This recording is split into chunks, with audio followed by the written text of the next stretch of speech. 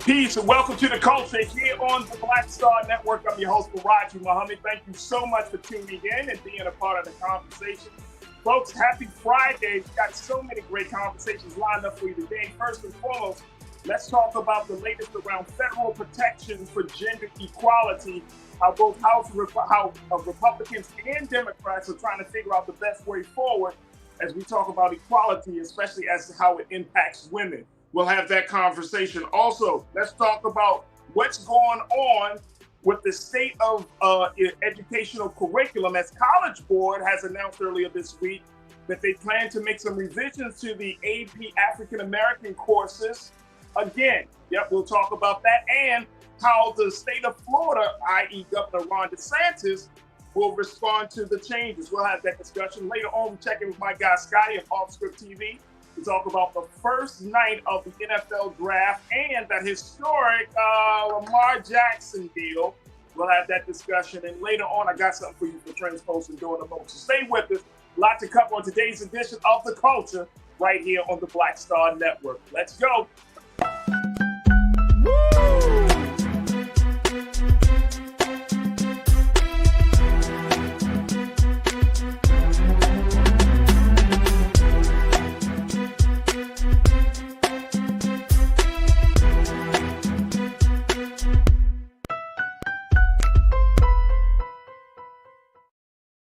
All right, folks, welcome to the show. Happy Friday. Yes, the last Friday of April 2023. Folks, welcome to the show. We got a lot to talk about, so let's jump right in.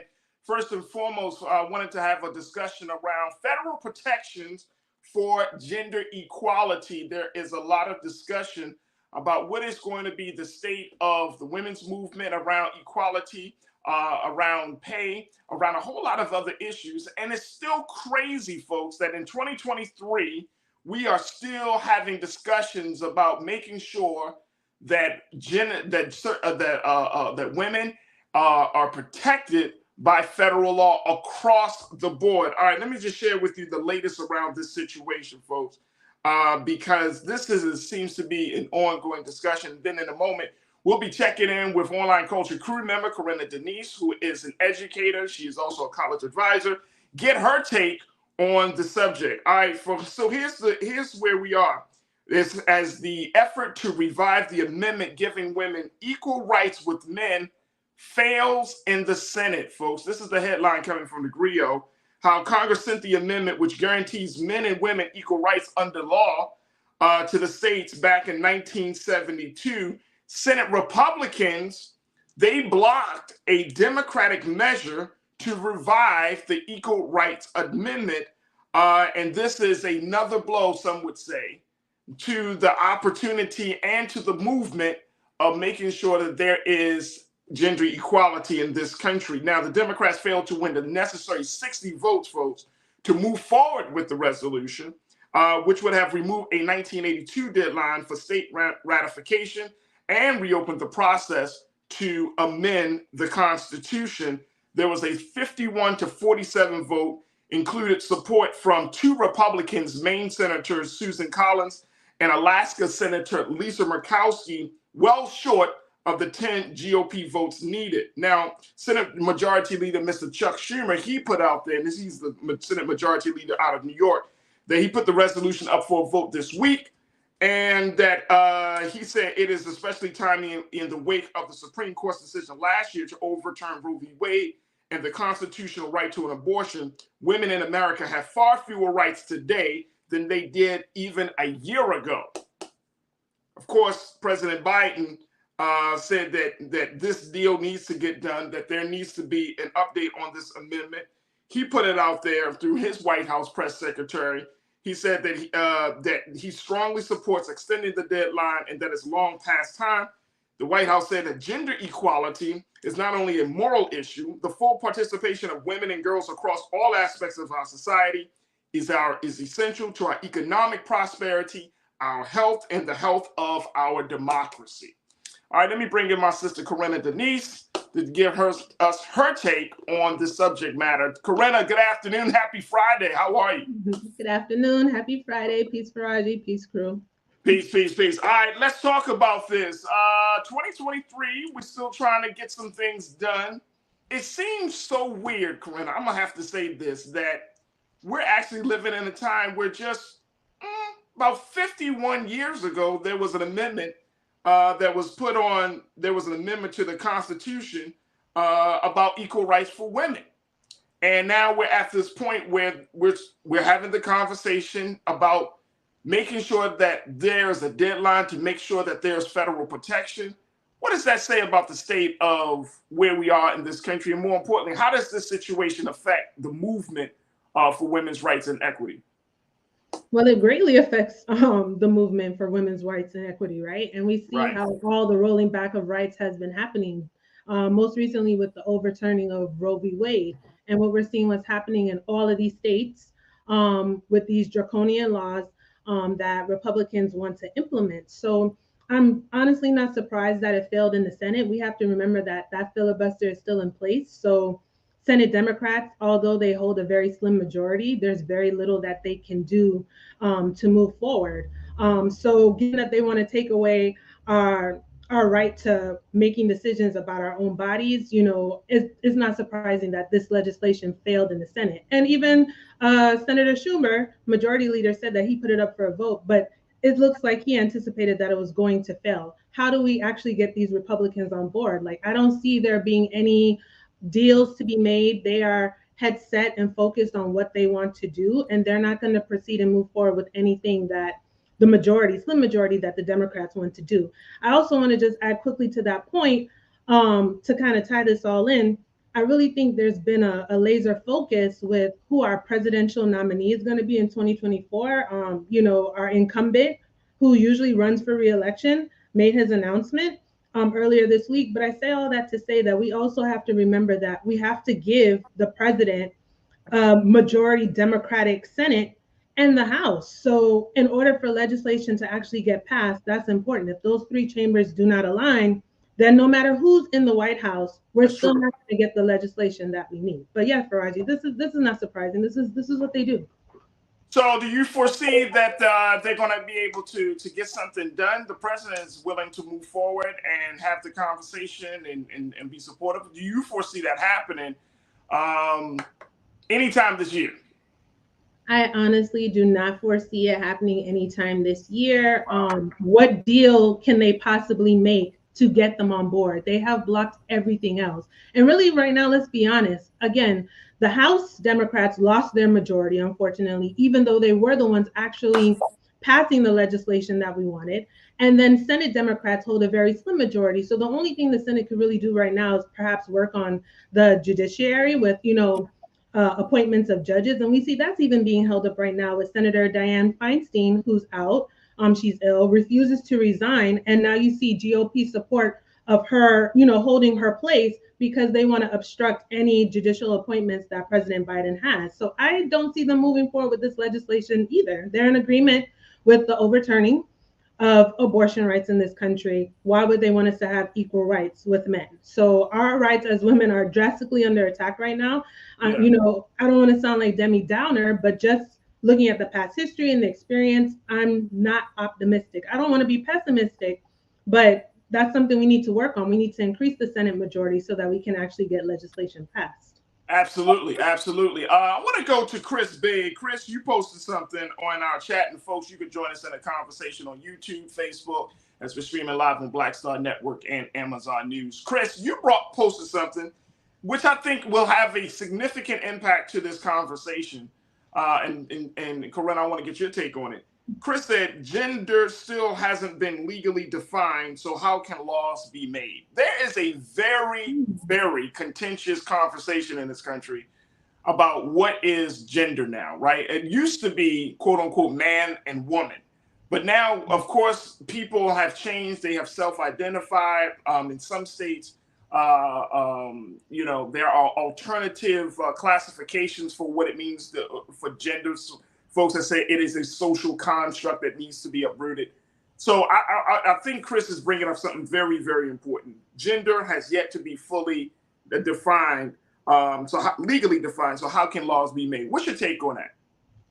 I think it really depends on the context in which we're defining gender nowadays, right? Because we do want to be sensitive to people and how they choose to identify themselves. So, in the biological sense, for health and science and medicine, medical purposes, perhaps there has to be that that line of whether or not it's like male or female, man or woman. But in the sense of how I identify them, that's something entirely different, and we want to be inclusive of everyone. So that can be a really fine line to thread.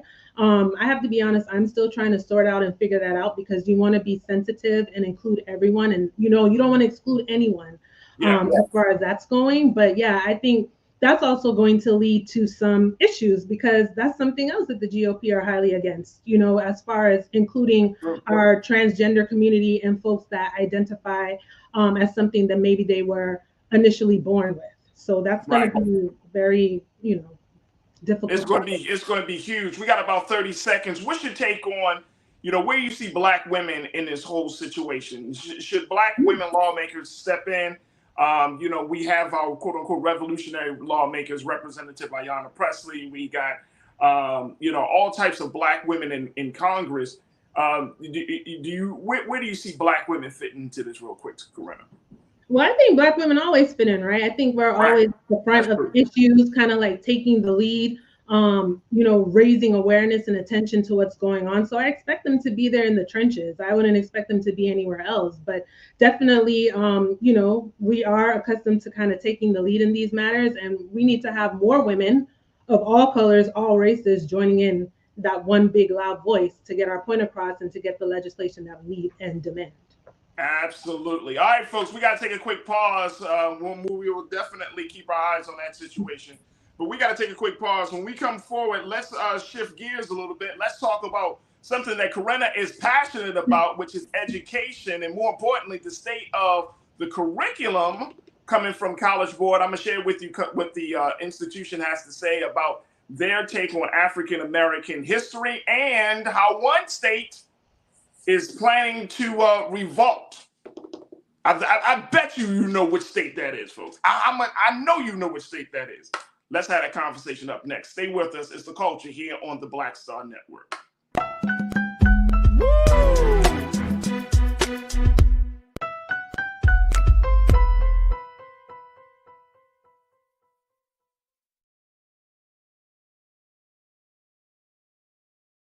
Black Star Network is here.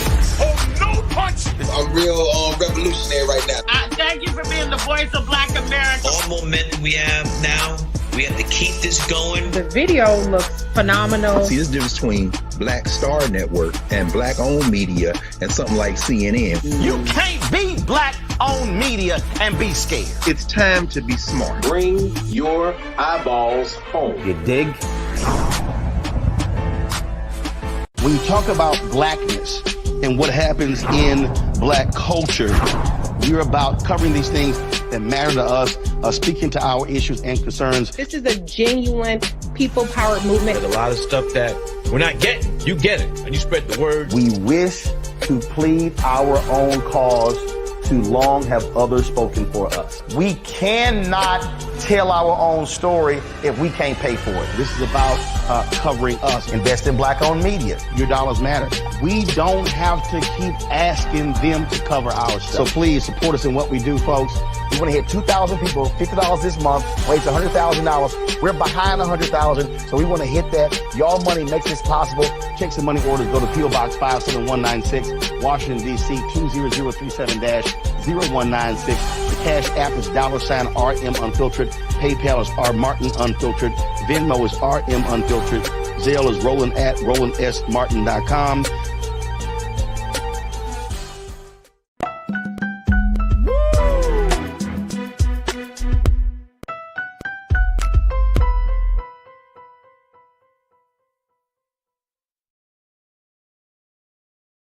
All right, folks, welcome back to The Culture here on the Black Star Network. I'm your host, Farajii Muhammad. All right, let's shift gears a little bit. Let's have a conversation about educational curriculums. And this has come up this week as College Board, the institution that's responsible for setting the curriculum for high schools and making sure that they are getting themselves prepared for their matriculation into college, the College Board will revise, according to its report, that they will revise their advanced placement course on African American studies again. Yeah, folks. They are completely aware that they have decided to water down the course study as a result of some opposition from the conservatives on the GOP side. Here's what they said in a statement. Take a look at this, folks. In embarking on this effort, access was our driving principle. Then let's go back to the previous quote real quick, Keenan. There we go. Thank you. In February, take a look. It said in February, the College Board revealed its revised curriculum for the new African American history course, eliminating the requirement that students learn about critical race theory and other modern tenets of Black history, including the works of seminal Black scholars in the entire Black Lives Matter movement that forced a national reckoning with race and equity in the U.S. They put it out there that we are committed to providing an unflinching encounter with the facts and evidence of African American history and culture. And to achieve that commitment, we must listen to the diversity of voices within the field. Now, they have been under a lot of controversy because of some conservatives are saying that certain tenets of Black history should not be taught. That it goes against what some state laws deem as being history. Let's bring back my sister Corinna Denise into this discussion. Corinna, you are at the intersection of two things. The first thing is that you are an educator. You are a college advisor. So how the fact that College Board decides to once again revise its framework, now they're going to go back to the table, have the conversations with their scholars, with all of the people that they work with, to complete and to create a more, what they like to call, a more holistic possible introduction to African American studies. And that's the big point of that. Keenan, I want to show that quote very quickly. Quote one, if we can show that, because I want to give people full context of this. This is what they said. This is what College Board put out. They said, embarking on this effort, access was our driving principle. Both access to a discipline that has not been widely available to high school students and access for as many of those students as possible. Regrettably, along the way, those dual access goals have come into conflict. The updated framework shaped by the development committee and subject matter experts from AP will ensure that those students who do take this course will get the most holistic possible introduction to African American studies. So they admit they kind of got slapped around a little bit by conservatives. And as a result of that, they decided to, because they got a little scared, they decided to water down those courses. But now they're seeing the light. They're like, wait a minute. They're finding their testicles again. They're finding their testicles and say, hey, we should include all elements of Black history into this. All right, so what does that mean for you? You work in a college setting, you work with and educating with students, but what does this mean in terms of curriculum? By them kind of going back and forth, they decided they're not going to make any other revisions. But what does that mean moving forward? Well, here are a couple of things I want to make sure that folks are aware of when it comes to the AP and the advanced placement courses. So first of all, you'd be surprised to know not every single school offers all of the AP courses that College Board has, right? Okay. Some might have 10 courses they offer, some might have 5. I've visited high schools that might have 2. So it really just depends on where students are, what courses are actually being offered to them. So I want to put that out there. As far as the African American Studies AP course, we have to remember that it's still in the pilot, right? If you go on the College Board's website and look at the framework for the course, it pretty much lists a layout of the dates when they wanted to actually roll out the course. So they were anticipating getting it into the high schools after the pilot program had finished in the 2024-25 school year. So now I'm curious to find out, is that going to be put on pause since now they're making revisions again? But we have to ask ourselves, like, all this back and forth, at the end of the day, what is the course going to actually look like? And what is that going to mean for teachers when they're actually implementing the course? Because we know what's happening, especially specifically here in Florida. A lot of teachers are undergoing a lot of extra trainings. It's become additionally very rigorous for them in terms of all of the changes that Satan wants to make. So I can only imagine that there'll be a lot of scrutiny if the course actually ends up coming into Florida public high schools or just schools in our state particularly.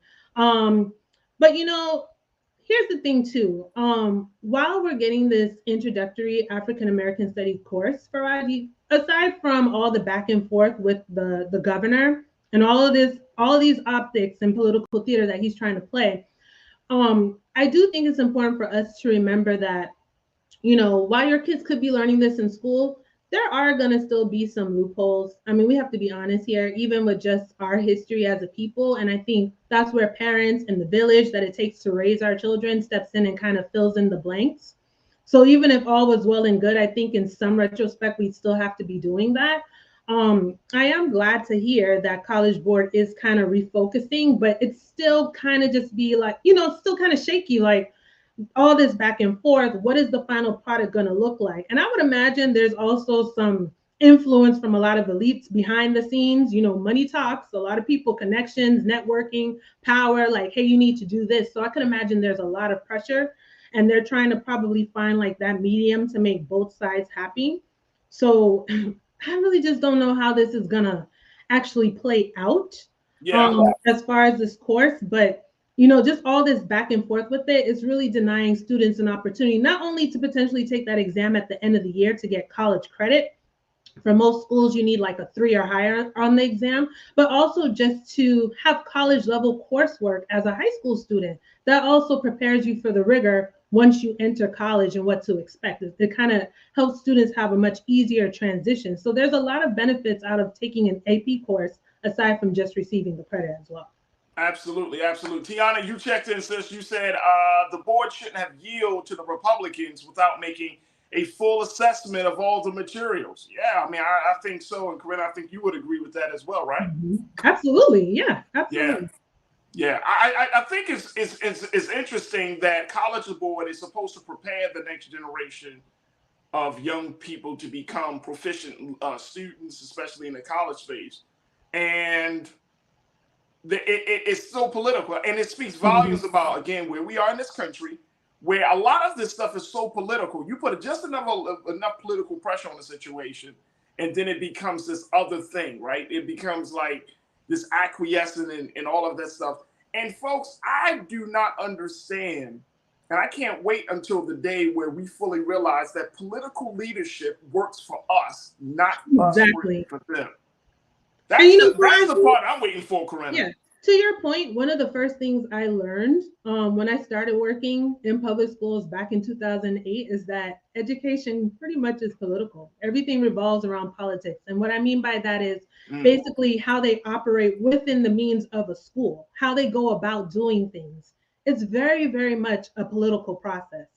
And I think we have to be aware of that. And so these changes and these scare tactics and trying to change curriculum, we don't hear talk of any other course, right? As far as revising or changing the structure. I'm sure there are probably some other courses that College Board could also look into to reevaluate their structure, to make improvements. But there's just been this laser focus on the African American Studies course because of the basically blatant racial attacks here in Florida, because DeSantis wants to run for the presidency. So he has to do everything he can in his mind to galvanize his base.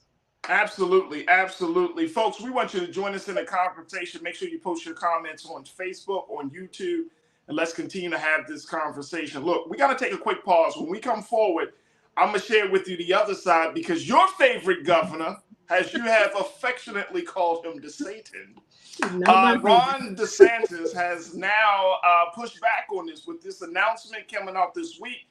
Mr. DeSantis said, oh, is that right, College Board? You're not going to change it? So guess what? Maybe we need to have our own test. I got a lot to say about that. Mm-hmm.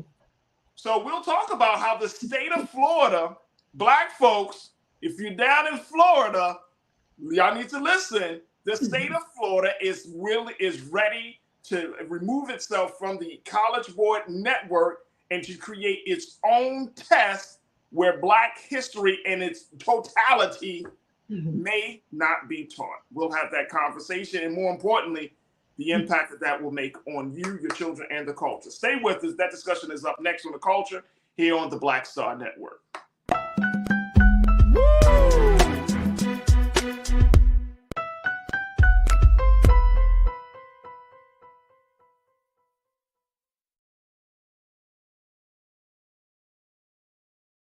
Hatred on the streets, a horrific scene, a white nationalist rally that descended into deadly violence. White people are losing their damn minds. As an angry pro-Trump mob storms the U.S. Capitol, We're about to see the rise of what I call white minority resistance. We have seen white folks in this country who simply cannot tolerate black folks voting. I think what we're seeing is the inevitable result of violent denial. This is part of American history. Every time that people of color have made progress, whether real or symbolic, there has been what Carol Anderson at Emory University calls white rage as a backlash. This is the rise of the Proud Boys and the Boogaloo Boys. America, there's going to be more of this. Here's all the Proud Boys, guys. This country is getting increasingly racist in its behaviors and its attitudes because of the fear of white people. The fear that they're taking our jobs, they're taking our resources, they're taking our women. This is white fear.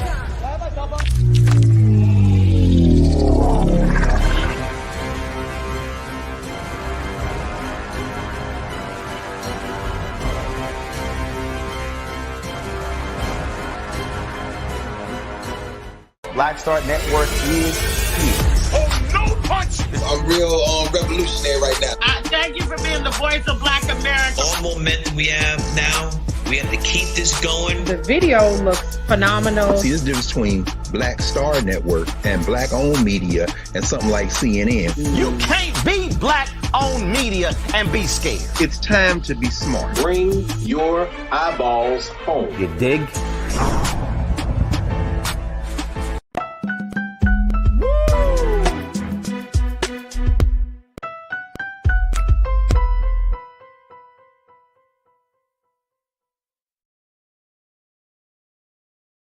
All right, folks, welcome back to the show. We have been talking about the latest coming from College Board, how they have decided earlier this week that they will not kowtow to any more political conservative pressure and will go again back to the lab, back to the table to revise its AP African American Studies course. Take a look at that.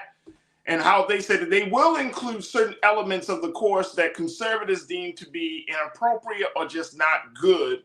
Elements like queer theory, Black femininity, and talks about modern movements such as the Black Lives Matter movement. So College Board has said, you know what? I got my swagger back. I'm fine. We're going back to the table. We're going back to the table, bringing back African-American scholars. They're bringing back Black educators and all of these folks. And over the next couple of months, they said that they will decide, they will unveil their latest curriculum that includes a holistic Black history experience. All right, now, that's on College Board side. As a result of that, folks, the state of Florida, the state of Florida, they have decided, oh, well, if you're not going to change your curriculum, maybe we need to not be a part of your network. Yep, this is coming from Governor Ron Desantis and his administration, and how they are considering leaving College Board by creating their own test, folks. Take a look at this here. Florida lawmakers now, this has been reported by Politico. Take a look, folks. Florida lawmakers are planning ways for the state to create its own high-level courses and exams on the heels of a scrap between the Desantis administration and the College Board over its African American Studies AP program. During budget negotiations this week, the legislature agreed to spend a combined $2.8 million developing a homegrown program to rival the rigorous and nationally recognized AP courses students can take for college credit. What? Look at him. There he is. Governor Ron Desantis. Let's bring in Corinna Denise, culture crew member, advisor, college advisor, and educator to get her. Oh, let me throw in a resident of Florida. Thanks for rubbing it in. Resident of Florida. No, this is really interesting. This is, yes. Are we in Florida? Yes, we You don't have to move here, but just I'm laughing. Keep us in prayer, okay, please. No. I'm laughing at this moment, but trust me, this laughing is about to turn to crying because this is a real serious situation we're talking about. Here is a guy and his administration in a state that is hell-bent on leading the culture war against Black history, Black thought, anything that's related to Black thinking and Black empowerment. The Black conscious movement in the state of Florida. Black folks, I want y'all to be for real, for real. I know Black folks love the sea. We love the beaches. We love the warm weather. We love the palm trees. I get all that, okay? I live in one of them states too. But trust and believe, there is a homegrown revolution that's emerging in Florida where they do not want to acknowledge the contributions of Black folks. And I think Black people, especially in Florida, folks, we gotta figure something out here, Corinna. The man is talking about creating his own homegrown test. Now, College Board is a nationally, like I mentioned, nationally recognized set of curriculum where you can go to any school, they will say yes. Are we putting ourselves in a deficit, or is the state of Florida putting Black students, brown students, and even white students at a deficit? Where if you're getting a homegrown test of Black history, that's even going to be acceptable to colleges. Are you doing more harm than good? Not only are you not teaching Black students, white students, Latino students about the holistic Black experience, but then you're going to do us in some bootleg way. And then say like, okay, this is acceptable in the state of Florida, but it may be a test that's not acceptable in any other state in the country. Right. What do we do with that?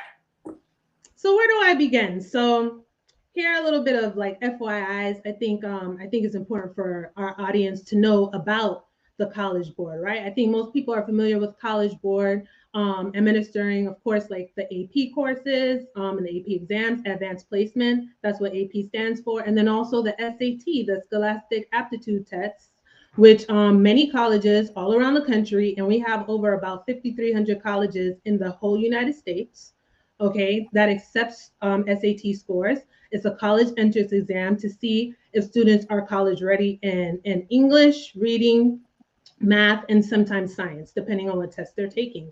In addition to that, a lot of our students qualify for fee waivers.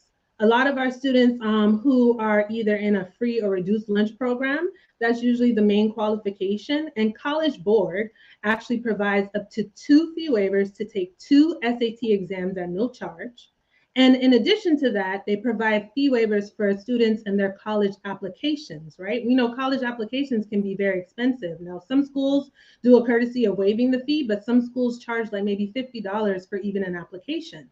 Okay, so if we do away with that, we're also taking away the access to those fee waiver programs for those students, okay? Right.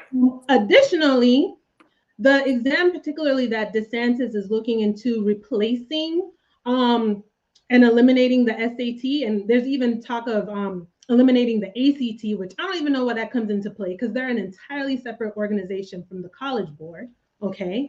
It's the CLT, which is the Classical Learning Test. Upon my research, I see that this exam was developed in 2015 by a man named Jeremy Tate. It's currently being implemented.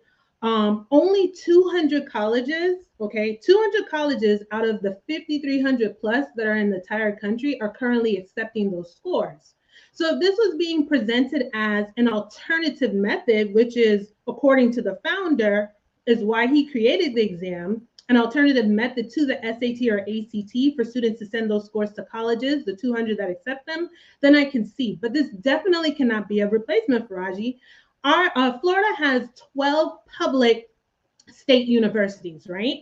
Aside from, our smaller four-year colleges, some years ago, a lot of our community colleges turned into four-year colleges because they were now providing like bachelor's programs, so on and so forth.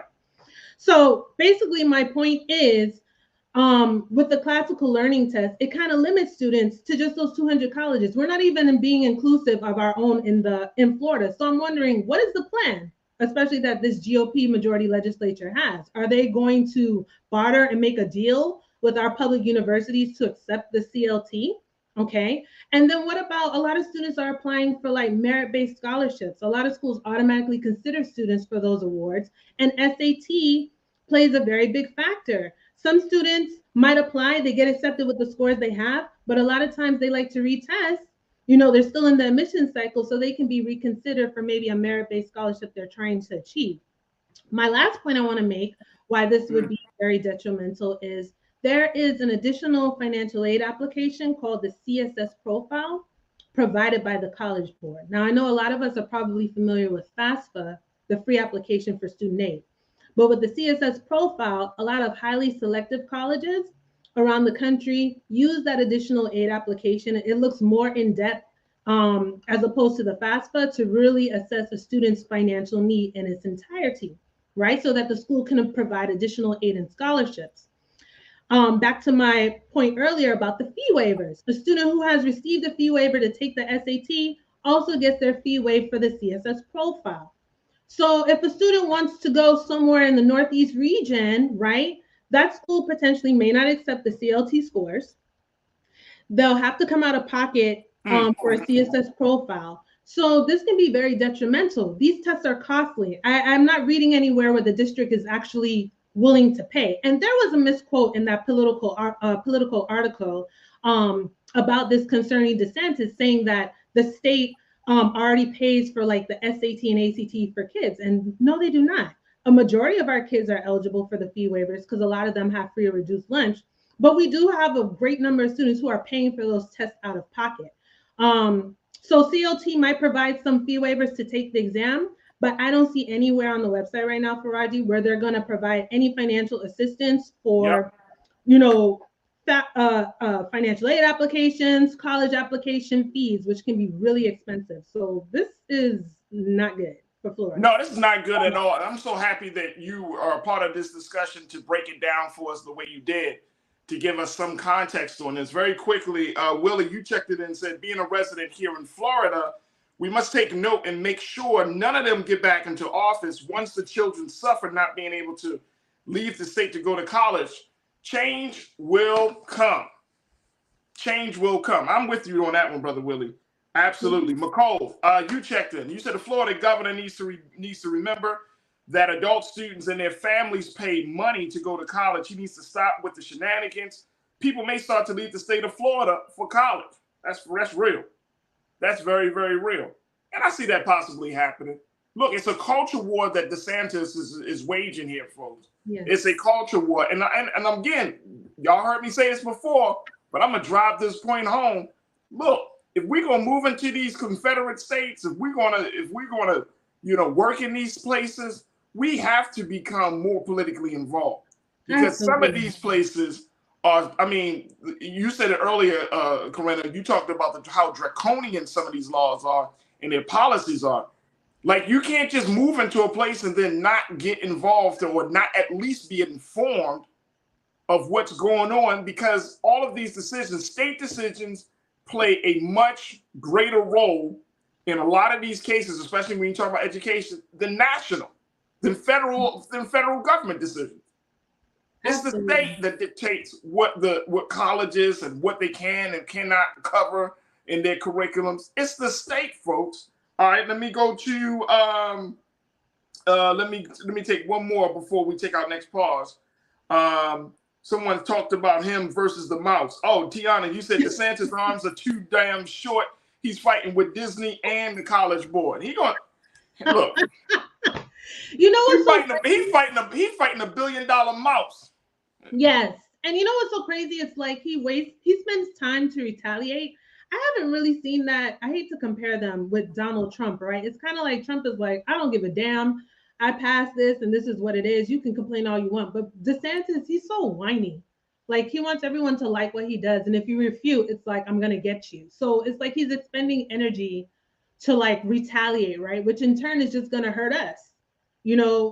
Disney has been here forever. Like it's not 100 years, Corinna. move. They celebrating the 100-year anniversary this year. Right. So he can go against it. I was reading the New York Times very quickly. I was reading a New York Times piece just the other day, and it was talking about how there have been attempts to try to change the content, trying to move Disney, try to at least make a dent in their revenue.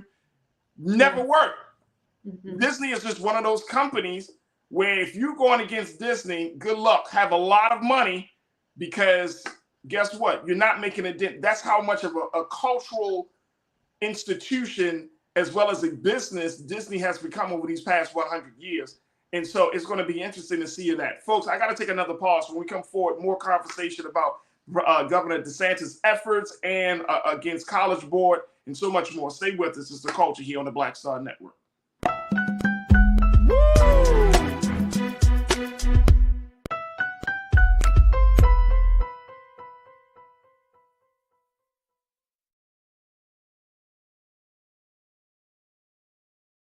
Pull up a chair, take your seat. The Black Tape with me, Dr. Greg Carr, here on the Black Star Network. Every week, we'll take a deeper dive into the world we're living in. Join the conversation only on the Black Star Network. Black Star Network is here. Oh, no punch! I'm real revolutionary right now.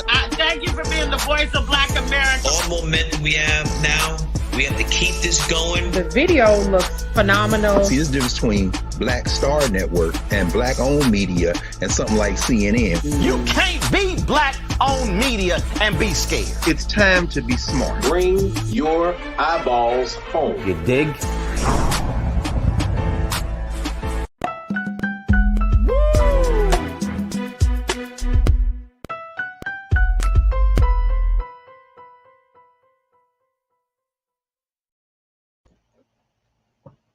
All right, folks, welcome back to the show. We've been talking about Governor Ron DeSantis' efforts to possibly consider taking the state out of the AP, out of the College Board network and creating their own tests because of their dissatisfaction with how College Board will be presenting Black history.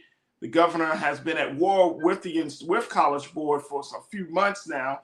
He was able to put some political pressure on them to cause them to edit some of their curriculum, but because this week College Board has announced that they will be including elements into their Black History AP Black History courses, that certain elements that the governor does not agree with, and so the governor is pushing back and saying, look, we may be looking at creating our own homegrown tests to deal with this issue. A cultural war indeed, folks, is being waged between the state of Florida and College Board. And the governor, he is not one to be immune or is not one to not be in any controversy.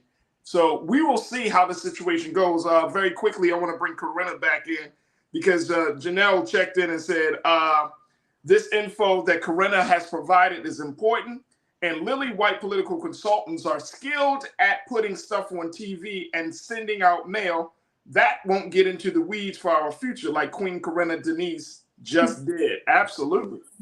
Absolutely, Janelle. Thank you. I think she appreciates that. Willie, you said, as the minister said last night, we've gotten comfortable. The day will come when they push too far and awaken a sleeping menace. I'm looking for that day. It needs to happen like yesterday. Willie! Everyone needs to be pissed off. Okay, because now you're messing up these kids' education. I'm telling you, look.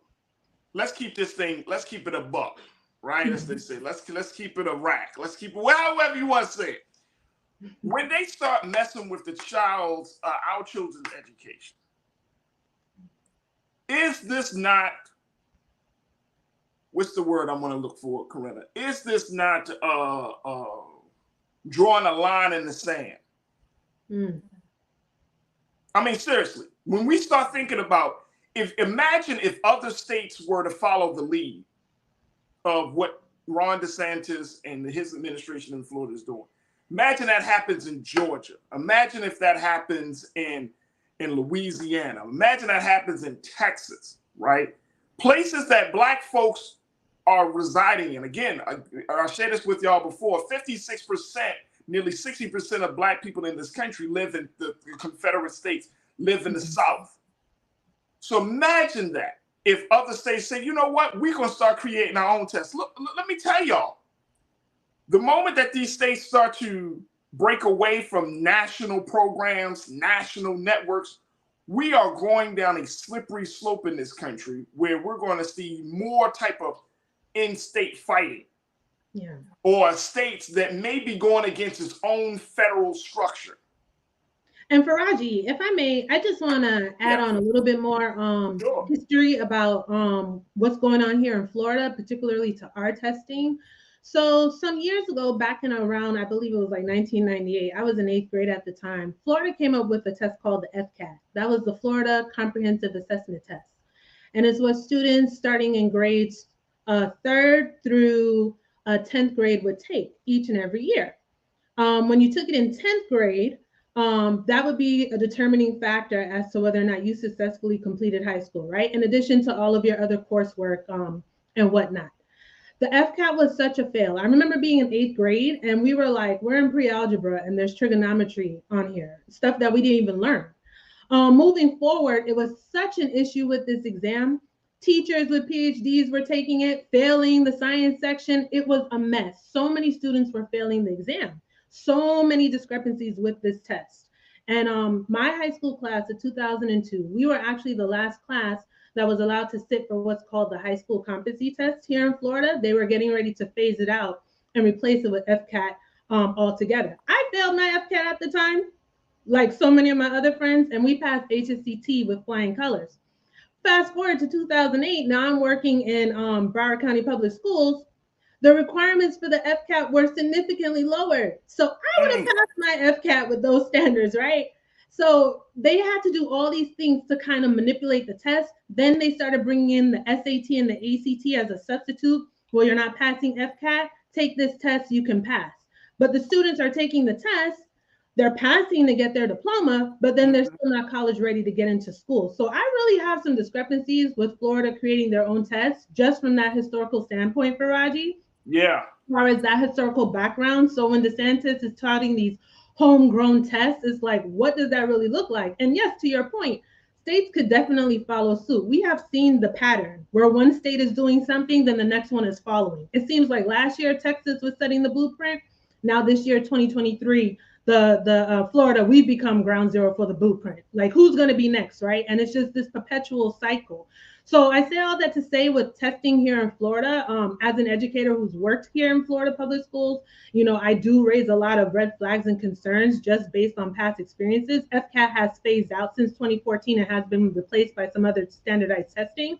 Yeah. But this classical learning test, trying to replace College Board will be detrimental because, again, it's going to affect all of those financial opportunities that the organization provides to students. It can be very expensive, and I certainly don't hear talks about that. And guess why? Because for their elite group, it's easy for them to write the check for their kids' college application and send it off or whatnot, or to pay their registration for their SAT, right? You know, a lot of schools want to have, well, a lot of students rather want to have the luxury to test in their school. You know, I used to facilitate a lot of SAT school days where students could take the SAT during a school weekday at school rather than having to sign up and go to an assigned testing center. So there are going to be a lot of factors here, Farajii, that can greatly, you know, mess up the dynamic of having to switch to a test that won't be widely accepted. They're going to have to pay out of pocket. It's going to limit them to where they can go. Okay. You know, financial aid plays a major factor because the ticket price of a school doesn't determine whether or not you can afford it. At the end of the day, it's what that school has to offer you, whether it's in your home state or out of state or somewhere else. So it's going to really, really limit kids and change their college list or where they're going to be applying. And a lot of pressure is going to be weighed heavily on those guidance counselors, college counselors, and advisors because of all of these changes. It could really, really be detrimental, and I really don't want to see it happen. No, we don't want to see it happen. And even more so, Corinna, I'm thinking about who is going to carry the brunt or who's going to feel the brunt of these changes. And you can't say it, folks. It's going to be Black students. Yeah. And it's going to be students from Hispanic and Latino communities. And they are a majority of our first generation college students. Yeah. Okay. And majority of those students are also in our free reduced lunch programs who would qualify for those waivers.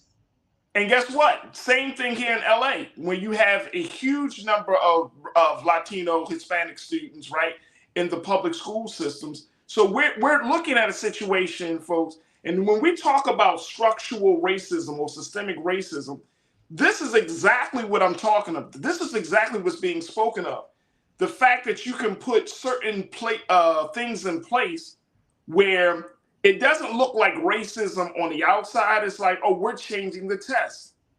But it does put students or folks or communities that have historically been marginalized, it puts us at a further disadvantage because the way the test is set up by the fact that now you got homegrown tests. What is that going to mean for Black students that are trying to get into Ivy League schools or schools that require, you know, a certain that requires a certain standard to be met? All of these things will put Black people, Black students, the future of Black America at a disadvantage.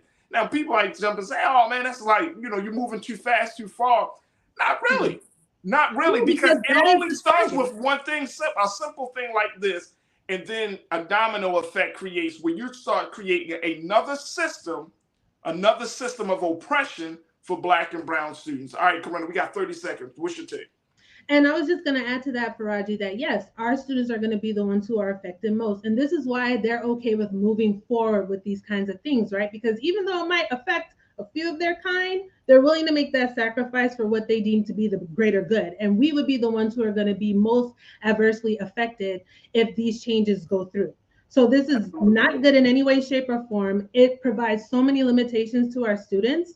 And I would implore everybody watching, you know, just go online and look up classical learning tests and look at, you know, the practice tests and see the information that's on there. Like, you're going to be like, what the hell is this compared to the SAT or the ACT? Yeah, this is not good. Absolutely. And folks, we're certainly going to keep our eyes on this. All right, we got to take a quick pause. When we come forward, let's switch gears again. Let's get into the NFL draft. The first night happened, and there was some big conversations about who was drafted, and of course, that historic Lamar Jackson deal. We'll be checking in with my guy Scotty from Off Script TV, got my sister Corinna, and of course, I still got you. So stay with us. It's The Culture here on the Black Star Network.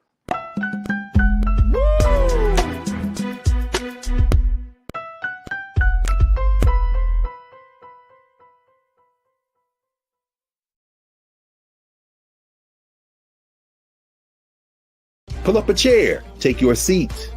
The Black Tape with me, Dr. Greg Carr, here on the Black Star Network.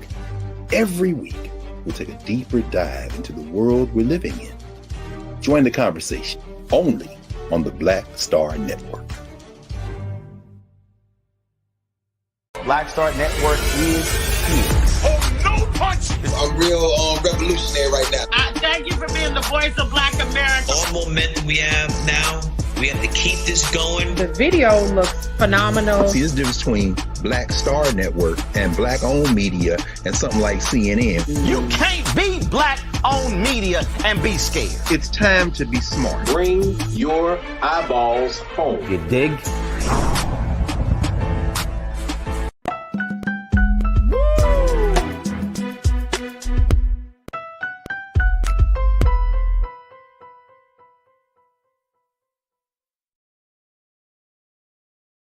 All right, folks, welcome back to The Culture here on the Black Star Network. I'm your host, Farajii Muhammad. Thank you so much for tuning in, being a part of the conversation. First and foremost, if you've been enjoying the conversation, make sure you support us here at Black Star Network. We would love to continue to do the great work that we've been on for the past couple of years as we are moving forward So your support, everything matters to us here at the Black Star Network. Go to our website today at blackstarnetwork.com. We're streaming right now on blackstarnetwork.com, on Amazon News, and on all social media platforms, Facebook and Instagram. So we appreciate y'all for tuning in. Okay, let's talk about sports. It's a big night in the NFL. The big draft kicked off yesterday. Day number 2 kicks off today. And some people were to go and say that last night, might have been a quarterback draft more than anything. Of course, along with the draft, there was the big historic news of Lamar Jackson getting his deal with the Baltimore Ravens. I'm going to bring my brother Scotty, our sports contributor. You can check him out at Offscript TV on YouTube and on Instagram. Scotty, good to talk to you, sir. What's up, man? What's going on, dog? All right, let me do this. I'm gonna do this first. We are not. No, we ain't doing this right now. I'm gonna do this first. We're gonna bring my sister Corinna in a moment, but take a look. Let's talk about the draft. People are very excited about this draft. That's what we doing. That's what I just want to do just for news purposes. I do really want to get your take on this because they said that this was a historic first night of drafts because of you had three black quarterbacks that were at the top of the heap right there. Talk to us about what this actually means in the big scheme of things. Bryce Young, C.J. Stroud, and Anthony Richardson were among the top 4 picks Thursday night. Are we looking at, was last night more of a quarterback draft, or was this a sign of something to come? What do you make of that, bro? Well, it's a sign of something to come. I mean, listen, man, when the NFL gives you the stamp of approval the way they just did with 3 black quarterbacks, and Anthony Richardson being Anthony Richardson, to me, outside of Bryce and CJ, you knew they were like legit. Anthony is more of the wild card because he's so raw, right? So they literally said, hey, we will take a chance on a guy that has super upside, super raw. You know, he's the Lamborghini that's in the garage, but we just got to get the tires on it. You know, we get the right tires on it and we get the right, we get the right person driving it. Hey, this thing could be really nice. So they would rather do that than go with the typical white boy who can throw it, but just had a kind of up and down season. And that's not usually how the draft would have played out. They would have did what Lamar had to go through, was where he dropped to the bottom of the round and the Ravens jumped back up and got him. And Will Levis would have went to the Colts because they were like, he's more the traditional type. We can deal with him. But it's a change of culture, man. It's a changing of the guard. And black quarterbacks and the mobility of black quarterbacks are the new thing, and you're going to see this run very often in the NFL draft coming up so pretty soon.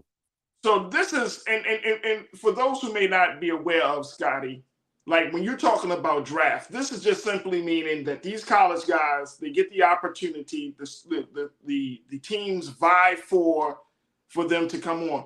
Is it official? Because I've seen certain situations like you can be drafted to one team, but then you can be let go, and then So how does that work? So a good example is the Washington Chase. I think his name is. He's from Maryland. He went to the math. He's a DN that came from Ohio State. He was picked in the top. I think he was picked in like top 8. He was a top 8 pick, and they have the thing called a 5th-year option. And that's when you're really good, they pick up your 5th-year option. And that's why that's why the Ravens jump back up to get Lamar in the first round, because only first-round draft picks are allowed to have a 5th-year option. Every other draft pick only gets a 4-year option. Chase Young. Thank you so much, Joel. Chase Young. So everybody else is only allowed a 4-year option. That's why Jalen Hurts' contract was important to get done, because he doesn't have a 5th-year option. You would have had the franchise tag him, right? The 5th option is just like a 1-year opt to see if it works out, and then you get that extra year, and then if you need the franchise tag him or things like that. So that's why you get who you really want in the first round, because it gives you that 5th-year option. If he doesn't pan out, you get 1 more year to see if it works. So what's the expectation? What's the proper expectation? Because my understanding is that you could be drafted, but you got these 32 NFL teams, and they still have more veteran, more experienced quarterbacks on their roster. So when do you think that we might see a C.J. Stroud or a Bryce Young or even Anthony even get onto the field to show their skill set? I mean, is that a 1 year type of thing? Right now. How does that go? It's right now. Unless you're sitting behind, if you're Patrick Mahomes sitting behind a Alex Smith, if you're Aaron Rodgers sitting behind a Brett Favre, if you're Cam Newton sitting, I think he had maybe Jake Delhomme at that time. If it wasn't Jake Delhomme, it was some other quarterback he had to sit. And then he actually overtook him in training camp. So it's usually, if you're not sitting behind a Peyton Manning or something, if you're not sitting behind an established quarterback, and 9 times out of 10, those teams are sitting lower in the draft because they have quarterback play, you're starting right now. Like Bryce Young, CJ Stroud, they are day one starters. That's why I drafted you. Anthony Richardson is a day one starter. You might not agree with it, you might not like it, but they are trying to do everything possible to get that kid ready for day one for the Indianapolis Colts. And if they don't, they're probably going to get a veteran for a year just to kind of buy him some time, and then he's going to be the next year starter. But Bryce Young and CJ Stroud are day ones. They are coming. Listen, Houston Texans and the Carolina Panthers, those are your starting quarterbacks. Wow. Bryce Young, one of the things they say about him is that he's young, but he's slender and dynamic. And the concern around him particularly is, can his body withstand the hits that come in from these players, so especially some of these veteran defensive linemen. What's your take on that? I wasn't a fan of Bryce Young. I thought CJ Stroud was a better. Listen, man, I'm not betting on guys under 6 foot. That just don't make sense to me. There's a long lineage of guys other than Doug Flutie and Drew Brees and Kyler Murray's, if you want, you know what I'm saying, that they struggle with height. If you're not tall, you struggle. So I just don't want to bet on that you're the outlier. I don't believe it. Now, Bryce Young is I think CJ Stroud's a dog, and I love. He showed me everything I need to see during the playoff run that they made with Ohio State. I do think Bryce Young is in the benefit. I talked to some guys from the Panthers independent podcast, real good with him. He says this is probably the best offensive line a rookie quarterback has had coming into the Panthers. So Bryce Young should be protected. Absolutely. Folks, we want you to join us in the conversation as I got my guy, sports contributor Scotty from Offscript TV, to share his take on what has happened in the first round of draft night. And it was a particularly interesting round. Look, I got to take a quick pause. When we come forward, let's continue to have the conversation, bring my sister Corinna Denise into it, because we got to talk about another conversation. Sure do. Yes, we do. Now, wait till I got something for this brother, y'all. I got something for you too. I got something for this brother. So we'll have that conversation about Lamar Jackson, historic deal with the Baltimore Ravens. Stay with us. It's The Culture here on the Black Star Network.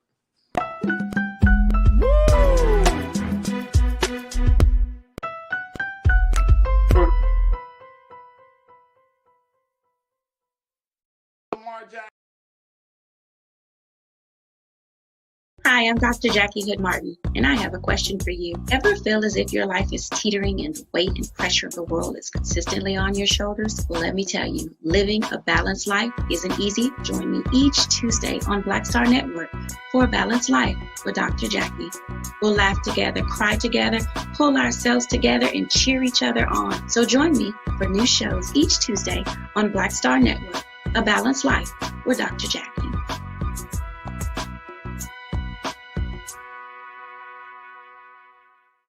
Black Star Network is here. Oh, no punch! I'm real revolutionary right now. Thank you for being the voice of Black America. All momentum we have now, we have to keep this going. The video looks phenomenal. See, there's a difference between Black Star Network and black-owned media and something like CNN. You can't be black-owned media and be scared. It's time to be smart. Bring your eyeballs home. You dig?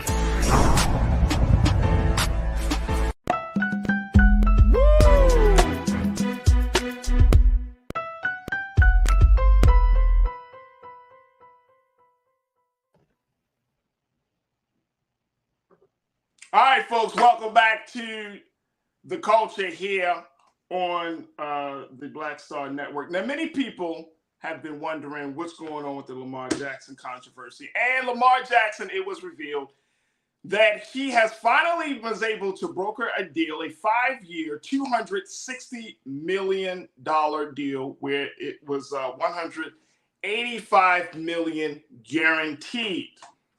So the contract extension, which the deadline was for, it was yesterday. Lamar and the Ravens was able to bring it, to come to some agreement. But I still feel like there's still some bad blood. Now, let me bring my brother Scotty into the conversation. Because Scotty seems to think, he seems to think that I need to eat something. Right, Scotty? You really, you know what I'm saying? I'm putting my plate down here, folks. Oh, yeah, serve it up. So, okay, get it. Hey, get it, spin that. Here's my foot. Now, Scotty tends to think that I need to eat my food. Now, here's the thing, folks. I'm not hungry. And here's why. Here's why. Was the stance that Lamar Jackson took a stance to be the highest paid player in the NFL, or was it to have a fully guaranteed contract? Where's my utensils?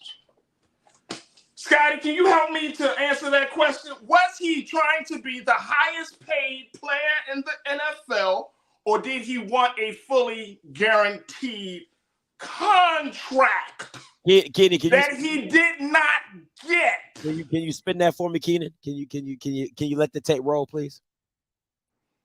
Go ahead. Decorated MVP quarterback, right? Who decided to go into his contract negotiations with no agent, right? I think he's getting some advice from his mom and probably some other family members. Nothing wrong with that. There's nothing wrong with that. So it's not saying that. Hey, look, mom could be at the table, but not at the table. He's struggling right now. Right. I said this on my social media, on my Facebook page. When I heard the Jalen Hurts deal was done, I knew it blew Lamar Jackson's ability to broker that type of deal for himself. It just totally it did. Jalen Hurts hurt Lamar. Jalen Hurts hurt Lamar. Hold on, bro. Hold on. All I'm gonna say is no, because I don't want the people to misunderstand me. As I'm throwing shade on. Lamar Jackson's one of my top quarterbacks. Baltimore Ravens is my favorite team. It's my favorite team. But on this one, I think, bro, he played himself. He played himself, bro.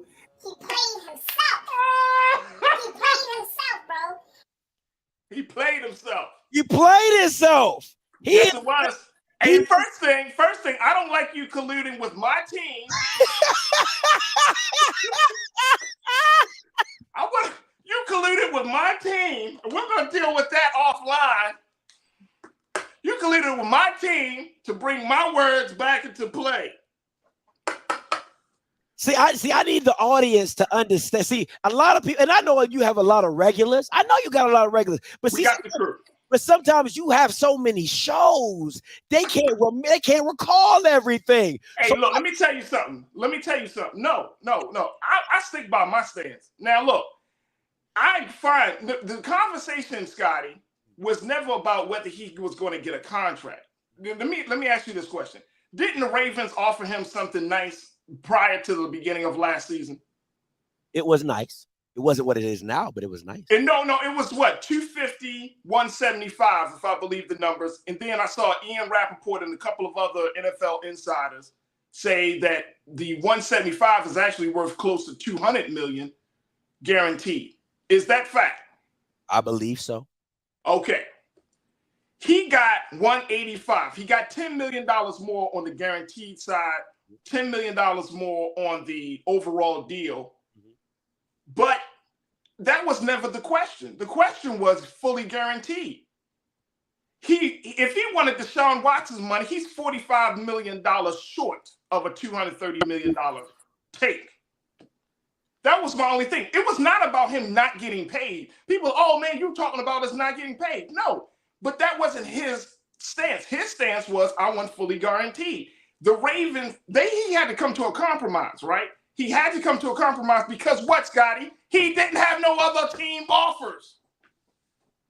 He still wants to play. He didn't want to play for the $32 million that they were going to pay him because he under the non-exclusive franchise tag.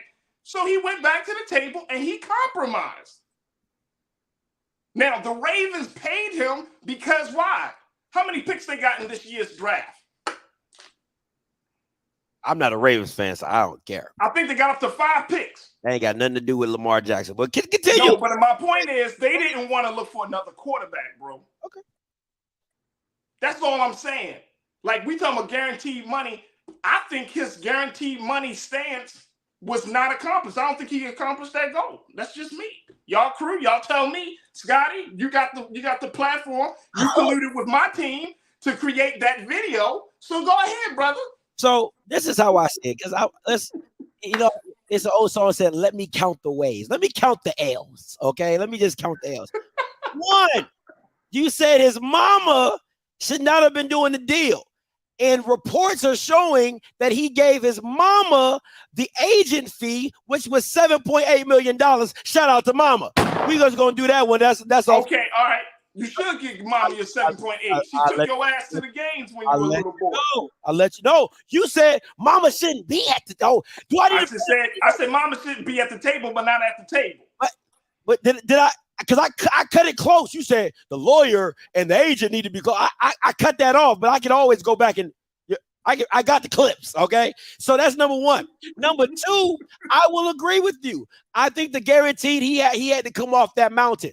But you said, hold up, I got the clips, my brother. You said he's not worth 260. You said it. I got the clip to Hey, look, check this out. Check this out. Again. The fact that he got 260 is because he already has a relationship with the Ravens. All I want to do is finish my points. That's all I want. I'm sorry. I'm just saying. Do you think he would have got 260 from another team? Can I just finish my points? And go ahead, brother. That's number two. Okay, that's 2 L's. Round them up. Number three, as in the video showed with evidence, Jalen Hurts hurt Lamar Jackson. Now, it couldn't be more. Now, that I was wrong. I will say that. That's a good point. That is an excellent point. Okay, I was wrong on that. I was wrong on that. But here, look, I will admit, I thought it was going to hurt. I was wrong. Okay, folks. Keenan, make sure you and Scotty can take that part of the conversation. I was wrong about that element of the conversation. However, I think the Ravens set up a dangerous precedent by making this historic deal with Lamar, because if Lamar doesn't show himself to be worthy of this type of money, given you got 2 black quarterbacks, Mahomes and Hurts, who have been to the Super Bowl. Mahomes been there 3 times. He's been in the league for 5 years, been to the Super Bowl 3 times, and he's won 2 rings. And he's getting less money than Lamar Jackson, who has never been to an AFC championship. Oh, man, my young grasshopper. You bring me on here to teach you sports, and then yet you defile me. I'm just trying to understand, bro. That's not how the NFL works, and that's not how you get paid. You don't get paid on your future. You get paid on your past. You get paid on your resume. Now, I hope you do better in the future, but I have to pay you off your resume. And his resume says, I am more and worthy of Jalen Hurts. Now, and it is funny to me, okay, because I feel the Holy Spirit moving. It's funny to me that when you had Suzette on here, and I said, Suzette, it's funny to me that they're setting a precedence. Okay, now they're setting a precedence, and I said, it's real funny. You was like, oh, Nicole Lynn. I said, what does she deserve? All they're going to do is do what? I said, they're going to add a little money. And next thing you know, somebody else is going to be the highest paid quarterback or person in the NFL like that. It's not that special. And everybody was up in arms. Oh, hey, Scotty, I have to admit, brother, when I saw that highest paid thing going all across social media, I thought of you. Real talk. Because then I started to say, see, this takes away from the real conversation. Now we're talking about Lamar getting money. That wasn't the case. That was not the case, bro. You said that. You said highest paid doesn't mean nothing. Tom Brady, never been the highest paid quarterback, got 7 rings. I don't care what nobody say about that's not the nature of the business and everything. Nobody goes into the NFL without having a ring. No football player. No NBA player goes to the NBA and not want to go to the big dance and not have a ring. Absolutely. What's the point? I get what you're saying, right? But it's still a business, right? I get that point. And I get that point. And Drew Brees, like you could go through all of the top quarterbacks: Peyton Manning, Drew Brees, Aaron Rodgers, whoever the case may be. Those guys want rings. Their money is going to come. Cam Newton didn't win a ring. No, but he got to the big dance at a very young age. Okay, you know what I'm saying? But it's no, like, I'm saying he's still throwing in. That's what I'm saying. All of them. Any quarterback wants to go to the Super Bowl. Yes, Lamar said that 5 years ago on his draft night. I'm going to the Super Bowl. I'm going to the Super Bowl. Okay.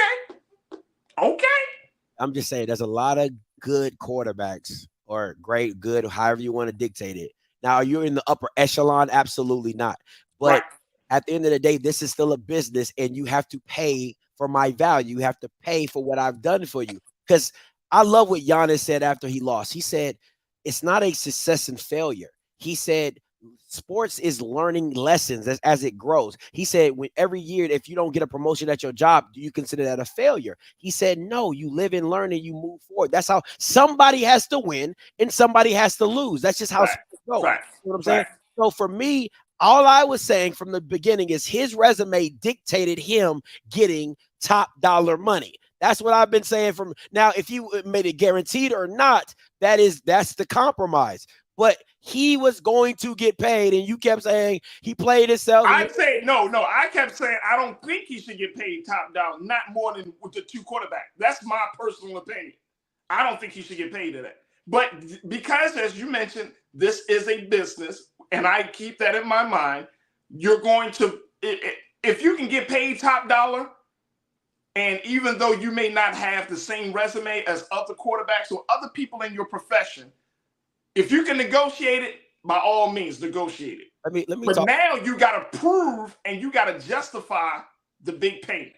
Well, if he comes out this year and he happens to go through a situation that he saw with this past season where he missed half of the season, or he doesn't take the Ravens to the second round of the playoff or to the AFC Championship, let me tell you how Baltimore is going to look at that situation.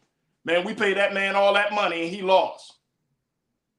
That's the nature of the business. That's the nature of the business. It's either going to somebody got to lose the Super Bowl. And here's the thing. And you're right. No, that's fine. I'm not talking about losing the Super Bowl. I'm talking about not getting there at all. I ain't talking about somebody got to win and lose. That's the nature of games. But I'm saying if you don't get there at all, here's the thing. The other thing is that it comes across as being entitled. Like, I get it, Lamar. You're fine. All right. But come on, bro. Listen, man. Let me talk to the people out there in the crew. Let me. All right, talk to the crew. We got like 30 seconds. Go ahead. All you're hearing right now is the fan come out. And every time I would jump on here and say, and he goes on this big soliloquy of all these things, I say, listen, he is a fan talking. You know, any other time you hear Farajii, he's breaking it down, But when you talk about the Ravens, it's all fan. It's all of course a fan. I'm not in the front office, bro. We all fans. It's emotion. It's all. Oh my gosh. Come on, Scotty. It don't make no sense how you talking about your man. It's emotion. Go ahead and do your break thing, man. We'll be back. All right, look, I got to go to break. When we come back, more with Scotty, bring back Corinna, and hopefully my crew will stay tuned. Stay with me, folks. It's the culture here on the Black Star Network.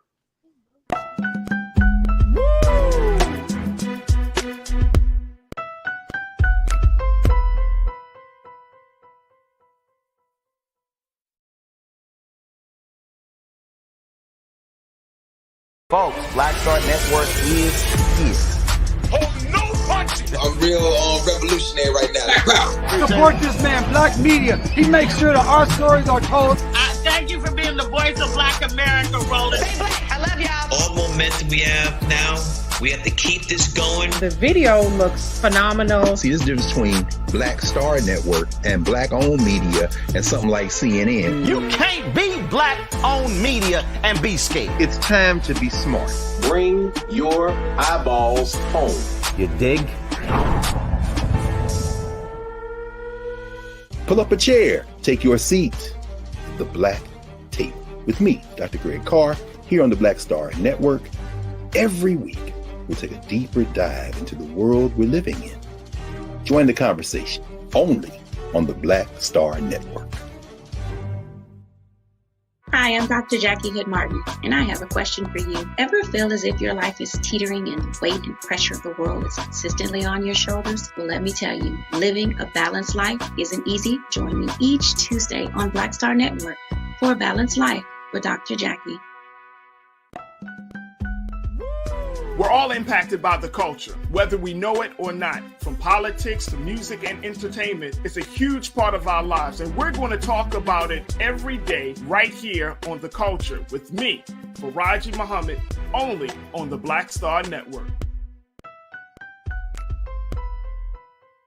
I'm Deborah Owens, America's Wealth Coach, and my new show, Get Wealthy, focuses on the things that your financial advisor and bank isn't telling you, but you absolutely need to know. So watch Get Wealthy on the Black Star Network.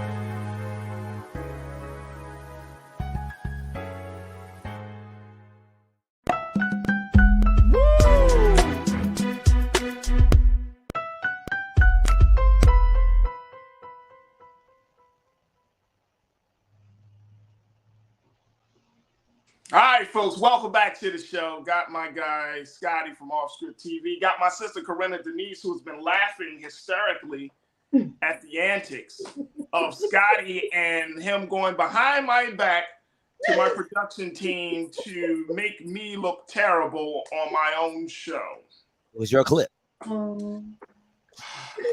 Thank you for opening Pandora's box, Scotty. Now I'm probably happy. Remember this show back on August 1st, 2000?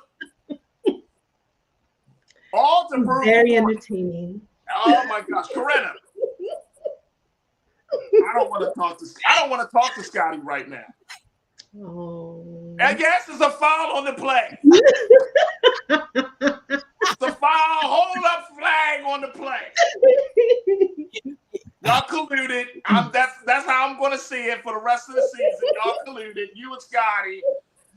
Wait, I'm not involved in it. I'm not involved in it. Corinna, what's your take on this? Do you have any take on this? I am not even going to pretend that this is my area of expertise. Okay. Gotcha. You can pass it. I'm going to leave it to Scotty to do what he does. And Scotty, that was quite entertaining. I'm sorry, Farajii. Love you, bro, but it's okay. It's all right. It's cool. It's cool. I got you, Corinna. I appreciate you. Thank you for your service today. Go ahead, pass that baton my way. Go ahead. She passed the baton. I'm gonna bring her back in a few moments. Don't go anywhere, Corinna. All right, let me get your take on it very quickly, though, Scotty. Whoa! It's my turn. No, I'm saying I want to get your take. I'm giving you the ball. Like she passed it. You see how the screen is made. She's over here. I'm passing it to you, brother. All right. I don't want people to be like, well, look at him. He is spiteful host. No, I'm gonna pass the hate. I'm gonna pass it. Let me take my shoe and just pass it. Yeah. Let me get it. Yeah, let me get some of that. Go ahead, Scotty. Thank you. Can I get the center key? Can I get the center? Because as the break was going on, the Holy Spirit was talking to me. And it said the last. It said the last shall be first. And the first shall be last. And in the good book in the Bible, it says that I will prepare a table, oh Lord, in front of thy enemies. I will anoint thee. Oh boy, Lamar is winning. Okay, his mama is winning. The Jackson family, and we're not talking about Michael, is winning. It is a great day to be a Jackson, okay? It is a great day to be a Jackson. So what we just need you to do, I don't understand how a fan of the team could be so spiteful. It's not spite. I just don't think look, I could be a fan, and I think that this is the problem with fandom in this country. We as fans, people expect you to just to go along to get along. I don't think the best fans are those who are the most critical. I'm going to say that again. Even if you love the show, y'all can be critical of me because that's how much you love the show, that you want to see certain things different and all of that. If I just went along to get along, then I would not be a good fan. You're not a good fan. I just want to let you know you're not a good fan. Because at the end of the day, if you couldn't see what Lamar had done for you all that deserved that. Lamar wanted to be traded. Because you didn't want to pay him. And guess what? No one else did too. Because nobody wanted to put their money in escrow to be held back, and then the Ravens come up and match whatever offer. Now my money is in escrow. Now I can't use it for any other free agent. That's how that works. Got you. So if he's a true free agent and he's not a restricted, right? So it's like it's a little different. So I can offer him something and he can just choose to come my way. But with the restriction on it is that the Ravens get an opportunity to match it. So it's like, yo, if I'm another team and I want Lamar, if I give you 240, the Ravens are gonna be like, we'll give you 245. It's like the Price is Right. I hate that person on Price is Right who do that. Don't you hate that last person? Like, oh, I know I got this right. 901. Like, you mother. I swear to God. I like the person that be like $12.99. Yeah. 1,300, Bob. You like, bro? That 1 cent will get you a car. No, I can't stand numbers on Prices Right when they do that. I swear. See, I'll be about to fight. Come up with your own price, bro.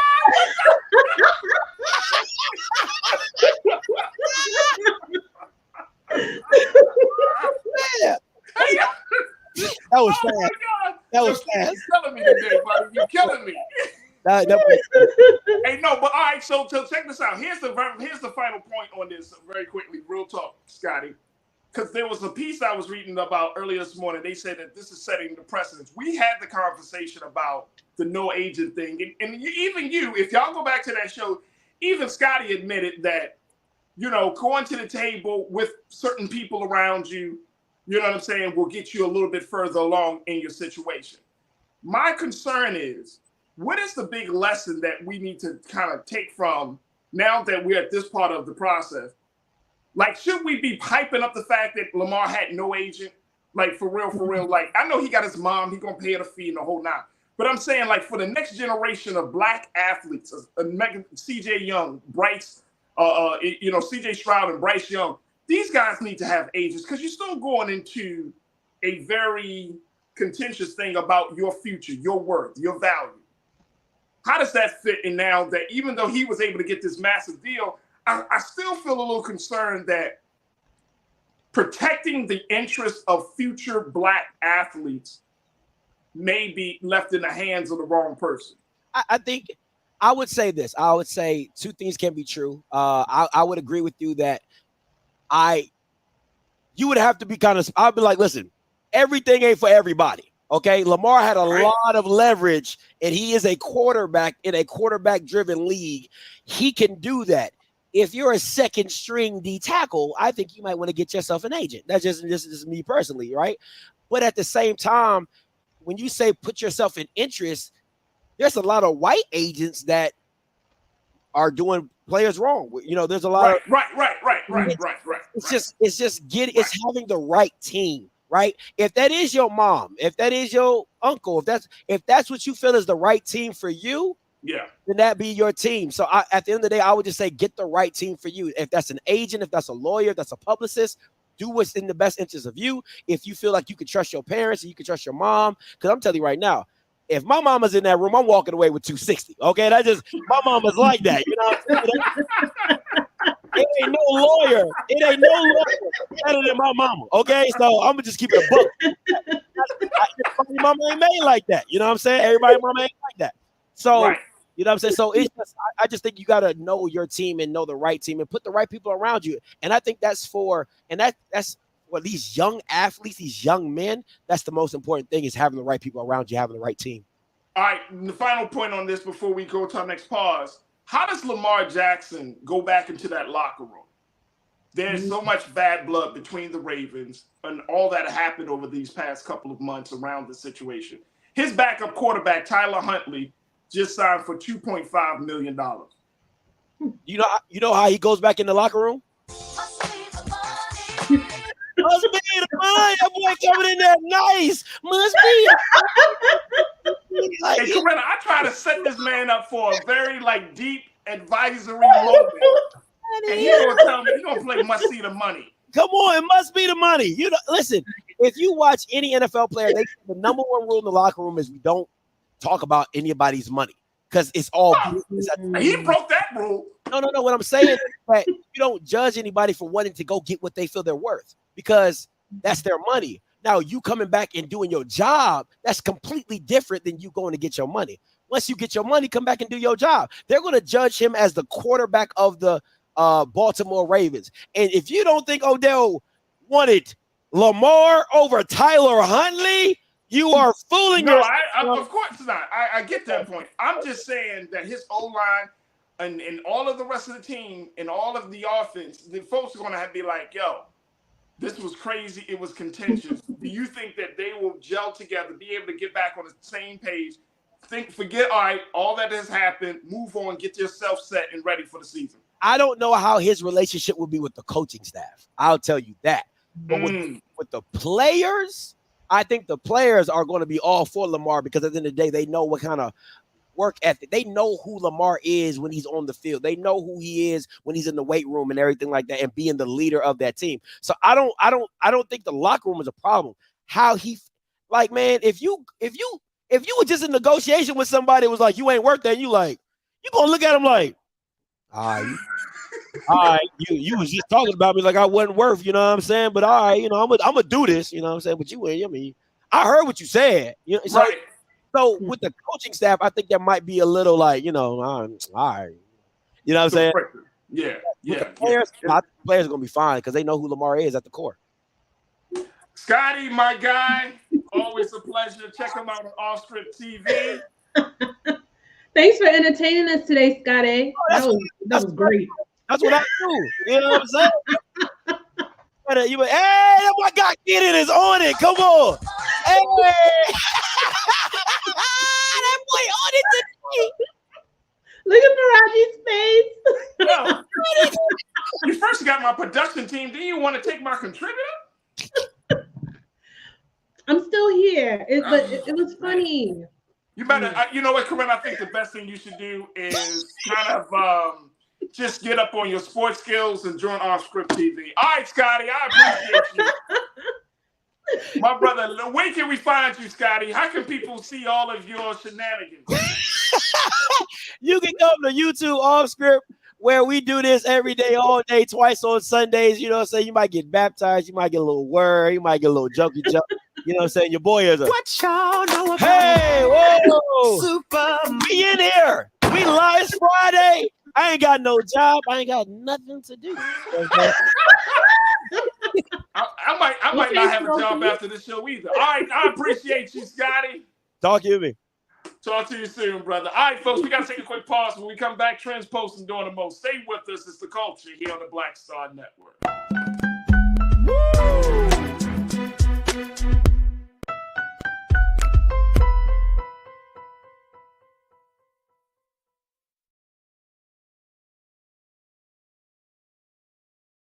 Hi, I'm Dr. Jackie Hood Martin, and I have a question for you. Ever feel as if your life is teetering and the weight and pressure of the world is consistently on your shoulders? Well, let me tell you, living a balanced life isn't easy. Join me each Tuesday on Black Star Network for A Balanced Life with Dr. Jackie. We'll laugh together, cry together, pull ourselves together, and cheer each other on. So join me for new shows each Tuesday on Black Star Network, A Balanced Life with Dr. Jackie.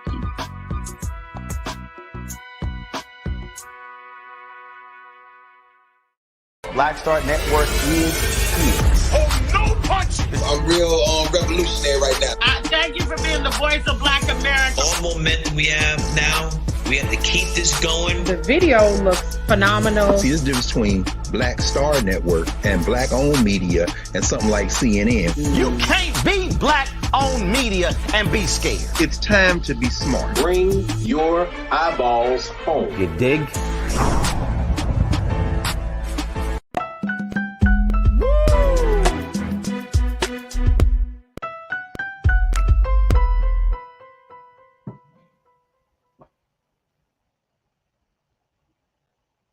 All right, folks, welcome back to the show. Let's bring my sister Corinna Denise back into the conversation.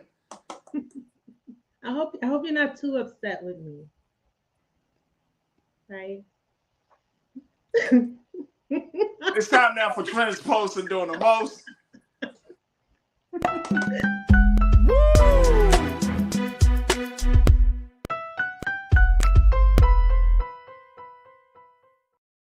All right, folks, let's talk about what's trending right now, besides the fact that this might be Corinna's last time on the show. No, it's not your last time. You know what I'm saying? Like, we can have these conversations.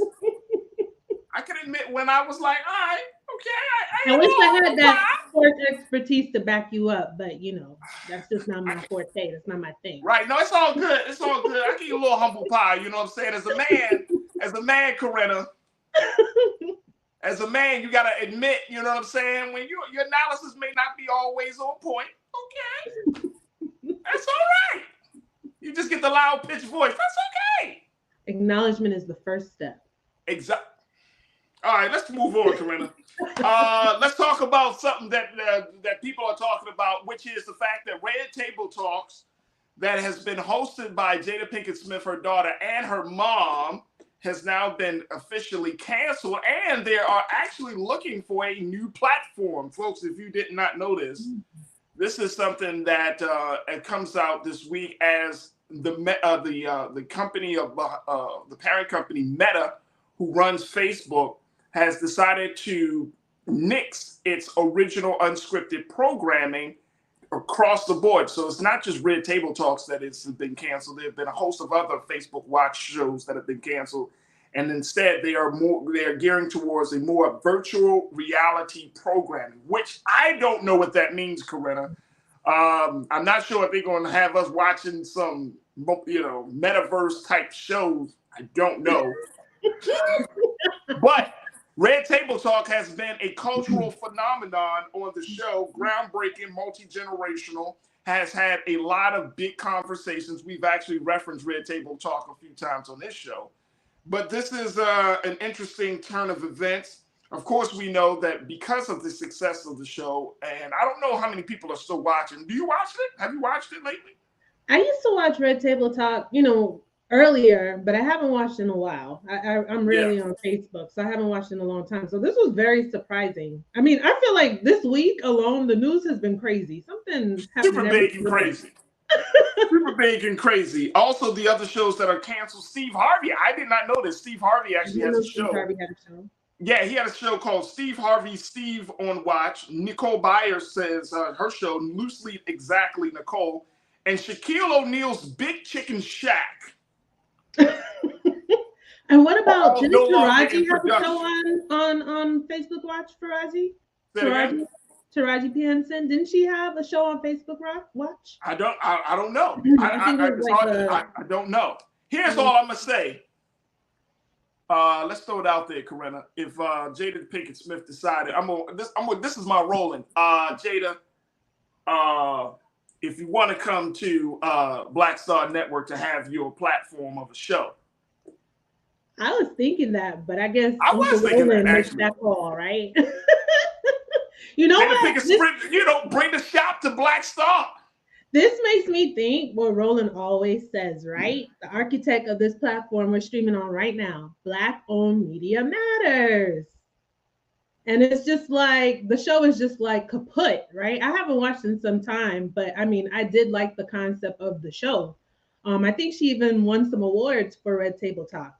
So, but it was one thing. Initially, when I saw the article, I thought just Red Table Talk was ending, but then I'm curious, why are they ending Facebook Watch? Like, right? Yeah, man, because I was about to say, oh boy, here's some controversy now, but then I saw it across the board, and it's mostly black people. Mostly black shows. They were like, y'all got to go. We're about to cut y'all. But no, this is a organizational restructuring decision. This is not about. I mean, this is the way media works, right? So it happens that way. So Red Table Talk is will be canceled, but it's looking for a platform. I will say, I'm gonna throw it out there. It will be interesting if Jada Pinkett Smith and Roland Martin, y'all talk about some stuff to possibly bring in the red table. Can we do that? Come home. We can bring the red table. Bring it to Black Star. How like Red Table on Black Star? I'm for it. I would be for it. Me too. All right. Final conversation. Something else that's trending right now.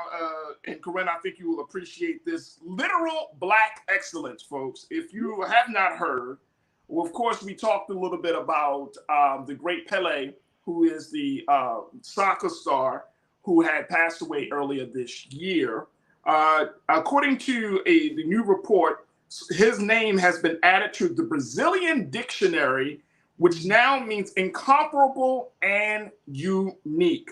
Now, this is a new entry into the Portuguese edition of the Michaelis dictionary, recognizing the late soccer's legend impact beyond the sport. The new entry into the dictionary means the one that is extraordinary or who have become of his quality, value, or superiority cannot be matched to anything or anyone just like Pele. So that's according to the reports. But now his name will be a part of the Brazilian vernacular, now the global vernacular of being at the top of your game. So for example, folks, if you use the term Pele, you might say, oh, Corinna Denise is the Pele of contributors for the culture. What you think of that? Isn't that dope? How we can build? I think that's dope. And I'm going to use the word right now. I think this is a very Pele way to honor Pele himself. I think so too. It's beautiful to have your culture to be kind of etched into the larger mainstream, right? And I think this is the part about culture that we should all keep in mind. That if the culture, and especially he's talking about good elements, if something good is added to the culture, then that's why I'm using to always say we are the culture. Because people act as if culture is something outside of us or something that, I mean, certainly it can be something that can be created by somebody else.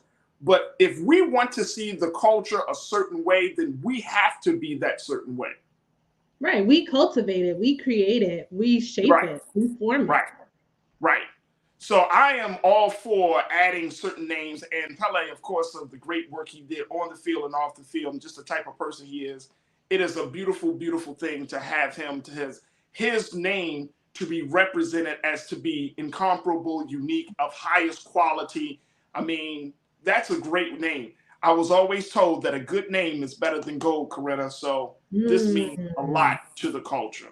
All right, folks, those are your trending topics. Make sure y'all stay up on that as we try to stay up on it. And of course, we'll try to bring it to you.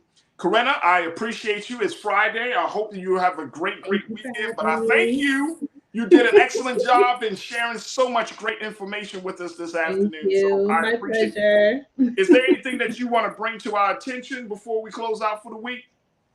I hope you redeem yourself from that minor, All right, Corinna, I appreciate your time and effort and everything.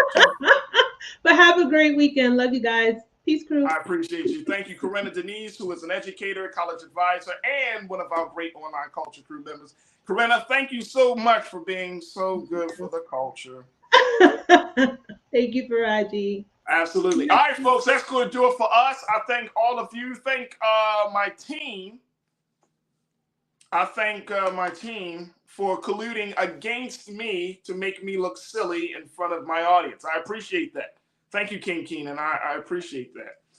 Thank you, Joel. And of course, I want to thank my control room. But more importantly, I want to thank each and every one of you for being a part of the conversation. Folks, make sure you do your due diligence here and go to blackstarnetwork.com if you enjoyed the conversations that we had today. Or if you've enjoyed any part of the conversation this week, make sure you go to Black Star Network, download the app for free, give as we are building this platform. Most importantly, let people know the importance of Black Star Network and follow us on social media. You can follow me, The Real Farajii, on Instagram and Farajii on Twitter. And I love to connect with you. Stay with us. Up next at 6 p.m. Eastern Standard Time is Brother Roland Martin, RMU.